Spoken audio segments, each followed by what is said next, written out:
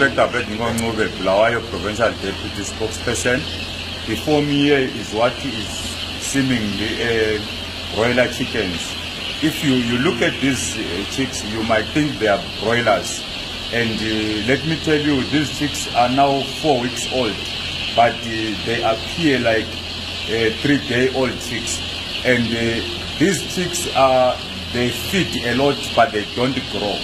At 4 weeks, they are actually broiler chickens should be about 1.5 kgs, but now these ones are 80 grams, which is a serious loss to a farmer.